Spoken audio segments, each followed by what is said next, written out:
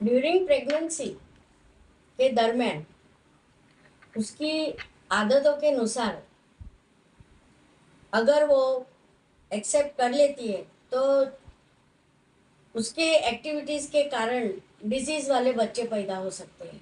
इसलिए first of all ये disease क्यों नहीं होना चाहिए और बच्चा हेल्दी होना चाहिए, निरोगी होना चाहिए।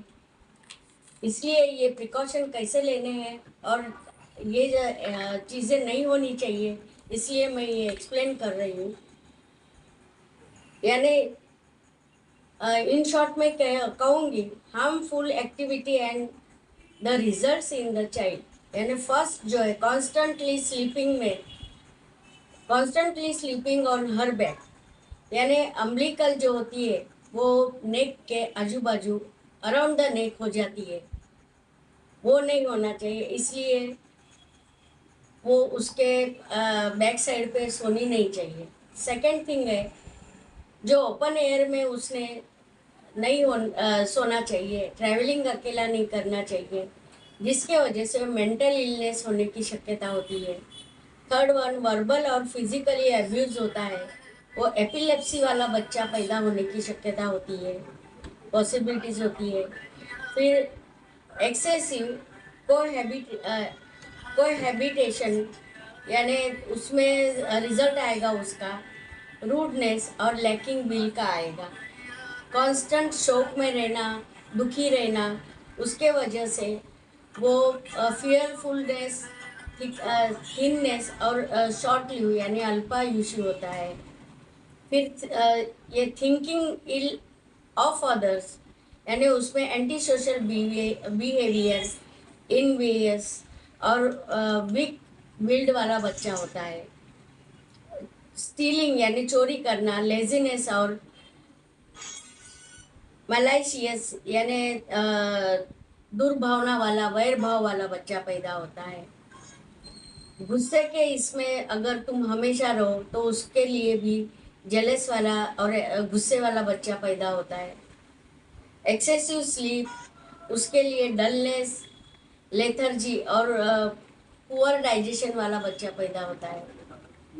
अल्कोहल एडिक्शन, ईटिंग फॉर्क यानी वन टाइप ऑफ नॉनवेज खाने का, उससे रेड आइज, रेस्पिरेटरी उसकी प्रॉब्लम आ जाती है। अल्कोहल एडिक्शन में थर्स्टी और पुअर मेमोरी वाला बच्चा पैदा होता है।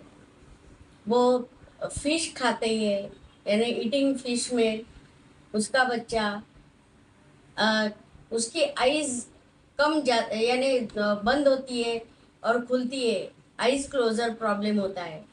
स्वीट एडिक्शन के लिए उसका यूरिनरी डिसऑर्डर्स, डायबिटीज़ के, मेंटल डिसऑर्डर्स और ओबेसिटी का प्रॉब्लम हो सकता है।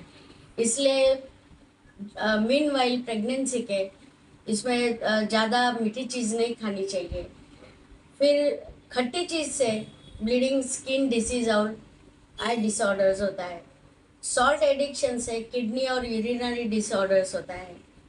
और पंजेंट यानी तीखा खाने से उसको वीकनेस और रिप्रोडक्टिव प्रॉब्लम्स होते हैं। और कड़वा ज़्यादा खाने से, किसी को कड़वा भी अच्छा लगता है, इमेसिएशन यानी दुर्बलता और वीकनेस आ जाता है। और एडिक्शन ऑफ एस्ट्रीजेंट यानी तुरी चीज़ खाने की अगर उसको आदत है तो उसमें ग्रे कॉम्प्लेक्शन यानी स्किन का गोरापन तो आता ही नहीं है, लेकिन सांवला भी नहीं आता है, ऐसा कॉम्प्लेक्शन होता है। कॉन्स्टिपेशन होता है, गैस होता है और डिस्टेंशन होता है।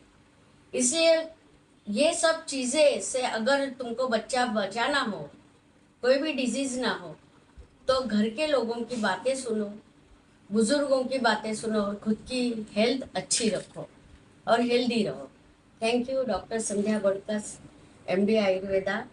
अगर मेरे वीडियोस अच्छे लगते हैं तो शेयर और लाइक कीजिए और मेरे पेज को फॉलो कीजिए। Thank you.